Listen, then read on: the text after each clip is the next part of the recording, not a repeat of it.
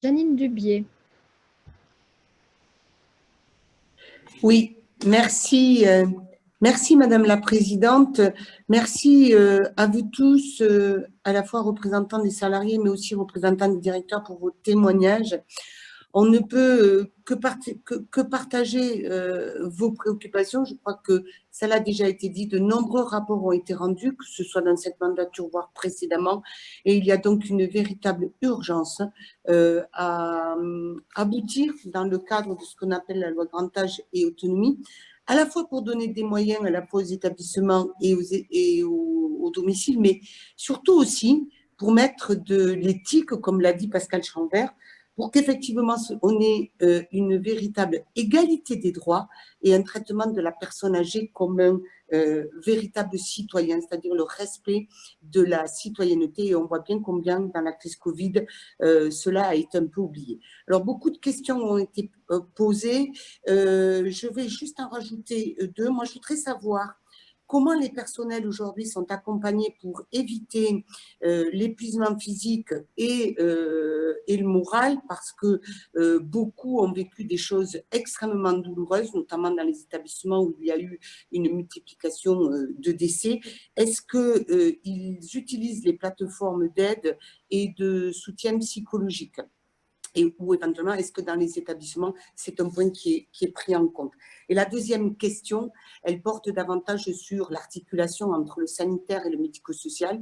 Bientôt, une loi, normalement, devrait venir dans le cadre de la décentralisation et de la déconcentration. Est-ce que vous pensez qu'effectivement, il est temps de confier à une seule autorité la gestion des EHPAD et de sortir de cette logique où à la fois il y a d'un côté le soin, mais on a bien vu que le sanitaire a pris le pas et que les EHPAD ont été oubliés, et de l'autre côté l'action des départements et le financement des départements. Donc, est-ce qu'une seule autorité vous paraît être améliorée pour améliorer la situation? Je vous remercie. Merci. Répondre à Madame Duby, qui posait la question aussi tout à l'heure de ce qui concerne le soutien psychologique. C'est la même philosophie, entre guillemets, à savoir que le soutien psychologique dans les services de soins à domicile ou dans les EHPAD territoriaux n'est pas diligenté comme il peut l'être dans l'ensemble des autres secteurs qui sont concernés par cette crise.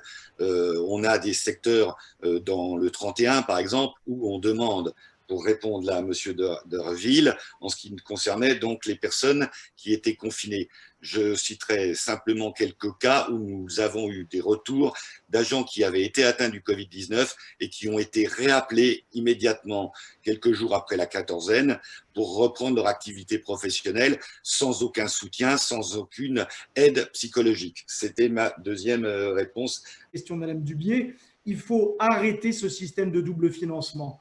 Soit les départements gèrent les crédits d'assurance maladie, mais il faudra à ce moment-là qu'ils rendent compte au Conseil de la CNSA et que la CNSA puisse avoir une action coercitive avec les départements qui ne joueront pas le jeu, soit c'est l'État qui gère. Mais on voit bien que ce double financement, avec les jeux d'acteurs entre l'État et les départements, que cela a entraîné, quelle que soit la majorité d'ailleurs au pouvoir dans l'État ou dans les départements, cela a été une des explications, pas la seule, mais une des explications du retard français.